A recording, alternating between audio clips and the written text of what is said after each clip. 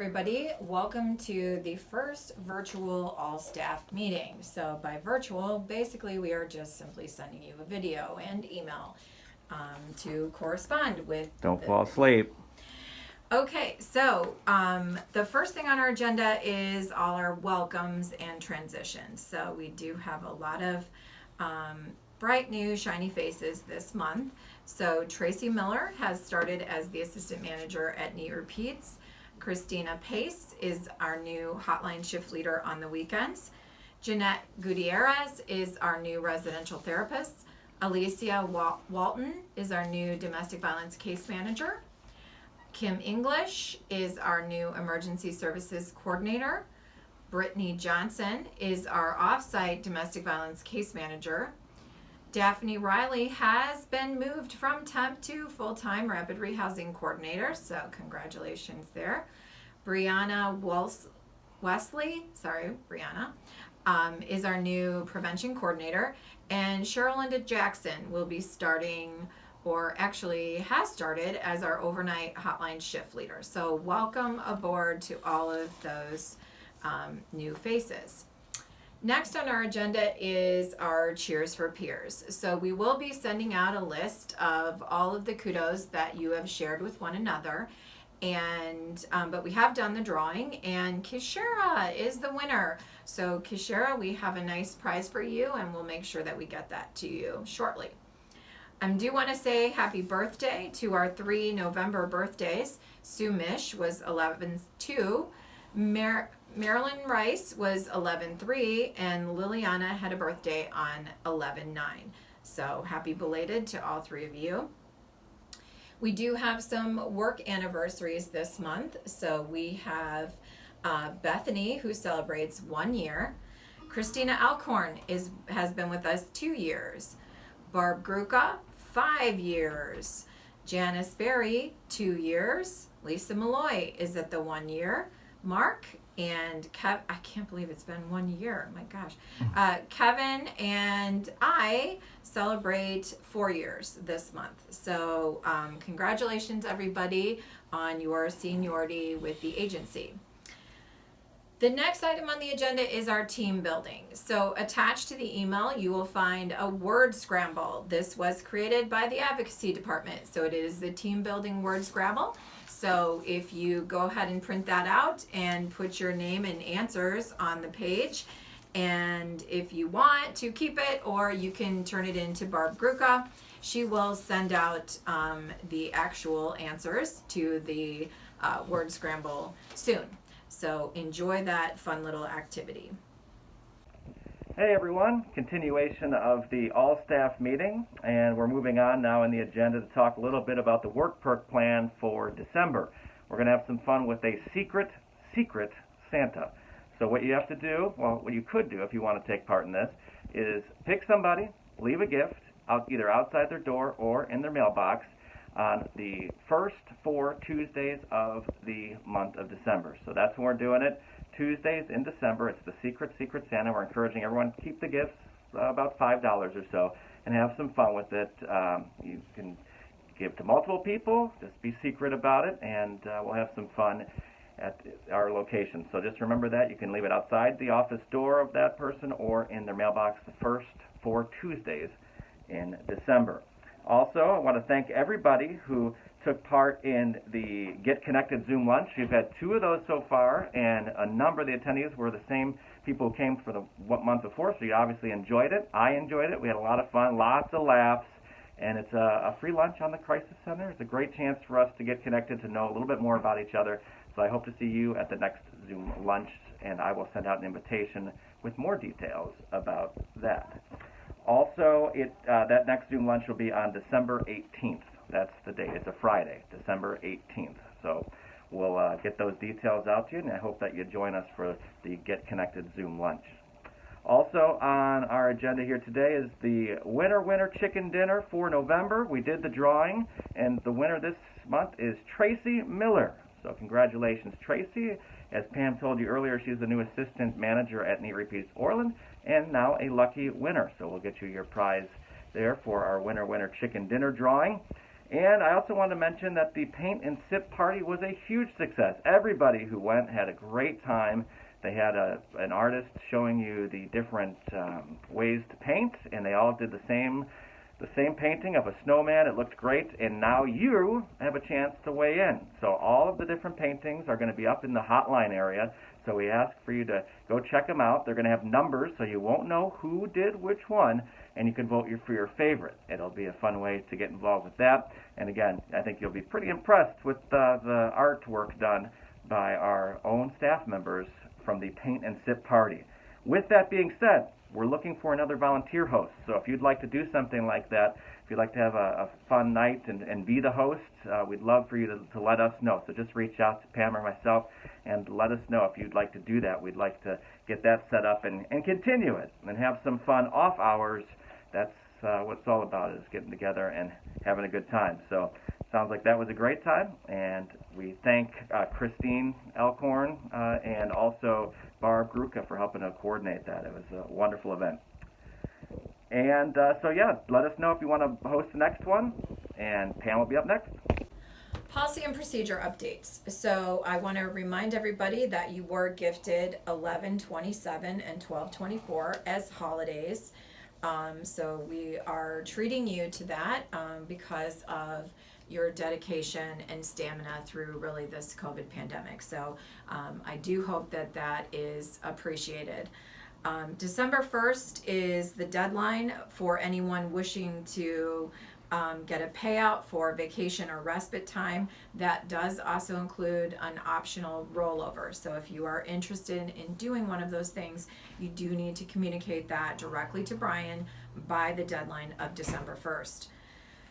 We are going to be revamping our performance review procedure. Our goal is to have a more streamlined process, and so you will be getting some more information, including the new procedure and new forms and new process that's going to be taking place. So basically we were finding the procedure pretty cumbersome and very time intensive, and so our goal is to really streamline that. So hopefully you will find the new protocol to be more satisfying. So next on our agenda is organizational changes. I'm not sure that everyone saw in the email, but our typically, and for those of you that are new, typically every year we have a holiday/appreciation event, and we do invite almost 200 of our volunteers to join us, and all the staff join for that event, and it's very fun and very uplifting, and we do annual awards at that event. But because of COVID, that event is still scheduled for January 14th, but it will now be hosted virtually. So we will send you the link to that when that event goes live. So some other of the basically COVID measures. So I know that people have been struggling maybe a little bit with interpretation. Maybe people are skimming rather than reading in detail the emails, but I did want to highlight a few things. So ongoing, this has been really going on since the beginning, and that does continue. It is expected that people wear masks while outside of their offices, and wherever possible, maintain a social distance between one another of 6 feet. We do still have our temperature station, and it is expected that people are taking their temperature daily. So during every shift, at some point during the shift, you need to take your temperature. And if you should have a fever, of course, we need you to bring that to your supervisor, mine, or Jay's attention, and then you will be excused for the day. So we are also asking and encouraging everyone to not just spray down and sanitize the restroom before and after use, but also any other community areas. So please continue to do those things. PPE continues to be available. Cleaning supplies are available. Everyone has a assigned staff liaison for those supplies, and so I am just encouraging you to access those, or if you're in need, I'm just reminding you that they're available. We do have some new guidance for the specific period of November 23rd through January 3rd. I want you all to understand that we were certainly hearing and seeing through the media that there is a rise in COVID cases in our area. And so our goal, my goal, was really to get ahead of this. And so our guidance and our decision was really made prior to the governor and is more restrictive than actually the governor's guidance that went out. So that went out this past week. But I do want to cover some of those highlights. So we are closing both of our Neat Repeat stores starting November 23rd all the way through January 3rd with an expected reopen date of January 4th. Obviously, anytime that I'm making decisions about timeframes, I have to reassess and readjust towards the end of that time frame. So that could change, but that is currently what we are planning. We will be making some office reassignments so that we can ensure that everyone has, while working on site, a private workspace and their own independent workstation. So that is really our goal, and we are making some changes to that. We are not shutting down. We are not sending everyone home like we did at the onset of this situation, of this terrible pandemic.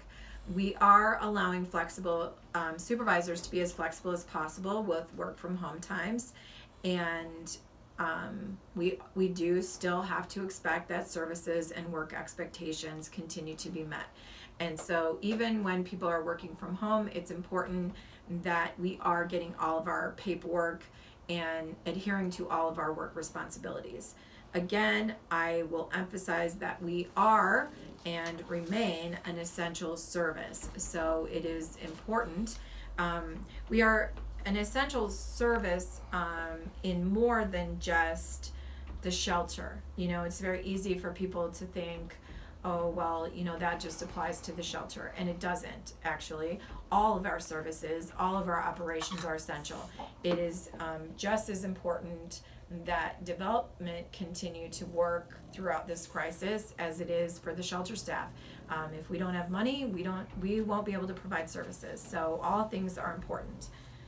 Our legal advocacy and Live Safe program are working to follow the particular site instructions and guidance. So that is a little bit outside of our ability to dictate. So we are just going with the guidance for each of those sites and the comfort of the staff working within those sites.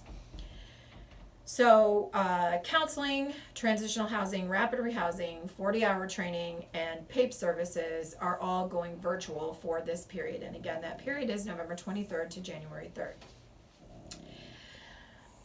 We are planning to return, and you can prepare all of those operations for return to in-person January 3rd. Of course, additional guidance will go out before January 4th, but that is our intention at this point. Team and other group meetings should be done via Zoom if proper social distancing cannot be accommodated. We talked about the holiday party, and while we love it and we so wish that we could do it in person, we are going to be doing that virtual. What that will likely involve is the mailing of gifts to volunteers and then a fun holiday appreciation video posted on our Facebook. So that's really the plan for that. Volunteers and interns will continue to be allowed to work on site as approved by their site supervisors. And then during this period of November 23rd to January 3rd, we will be limiting in-kind donations to really those things that are coming in for Christmas. So we do still continue to plan or to provide our holiday support to families. And so that continues to be an expectation in each program. And I know that you each have your guidance about that. So Jay is going to talk about the in-office changes that are going to occur to accommodate that individual workstation / private office space. All right, thanks, Pam. I guess I'll do that. And I feel like I do need to at least give full disclosure. I was listening very intently, but if you heard snoring, it was definitely this little guy. Okay, this is Hawk. I just thought I should mention that. There was a lot of very important information there. You might have heard snoring. I want to make sure you know that that was not me, and I am paying very close attention, as should you be, to this very important information during this all-staff meeting. So did want to mention that, just because you might have overheard it. I could hear him. He wasn't as interested. So, all right. So we do have some movement between offices that I want to share with you. There's quite a bit. So I'll go through the list here, and we can let you know what's happening not only here at the shelter, but at the center. There's some movement as well. So at the shelter, Jeanette's going to be moving into the old playroom, where the playroom is set up, and we're going to have group space for client meetings in that room. Alicia's going to be moving into Jeanette's current space. And then we have the RMs that are going to relocate to the office that's off of the living room. Another change will be Brittany is going to be using the RM office. Maddie and Kathy are going to be switching, allowing Lisa and Kathy to stagger their schedules in that shared office. So again, it's to set up so we can stagger schedules so we don't have people working so close to each other. So that's what that is for. Brianna is going to be on Mondays and Fridays, and Barb on Tuesdays, Wednesdays, and Thursdays, and they'll be sharing the multi-purpose room office. And on Monday, Wednesday, and Friday, Brianna's going to work from the computer lab. So again, staggering those schedules there. And some adjustments are also being made at the donation center. At the center, Brianne is going to boardroom 1. Emily is going to be working from boardroom 2. Kim is going to the family counseling office, and the counselors are going to be working from therapy rooms. So that's what we have set up for the changes at the schedule. I know I've kind of rattled through that. If you have questions, just talk to your supervisor, and we'll get everything handled. But you'll just notice that here over the next week or so, there's going to be a lot of movement going on, not only here at the shelter, but at the donation center. The next item on our agenda is the development report. The development department would like me to share that the holiday appeal is in full swing, and Giving Tuesday is on December 1st. All gifts during Giving Tuesday will be matched by one of our donors for up to $3,000. So you can turn $1 into $2 if you donate on that day. So we are asking all staff to like us on Facebook and share our posts. I do encourage you to share our posts throughout the end of the year and even into 2021, because as you all know, our virtual gala will be on February 20th, and again, it's going to be virtual, so there is no cost to attend and participate in the event. So we're hoping that everyone can really share that news far and wide. So the event this year's theme is Lifelines of Love, and you all are really a part of those lifelines, and so I hope that you will help share that news across your personal social media. I am super happy to report that we are fully staffed, so that is a giant relief, and very happy to welcome all of the new people. Another exciting thing that will be occurring, so make sure that you continue to check your email, is that we are going to be sending out some communication about an opportunity for personal shopping at our Neat Repeat stores, and some special sales that might be going on during that personal shopping opportunity. So again, this is the month where we think about what we're thankful for. And I just want to say to all of you that I am grateful for all of you, and I am happy and thankful to serve the Crisis Center. So wishing you and your families a very happy Thanksgiving. Take care.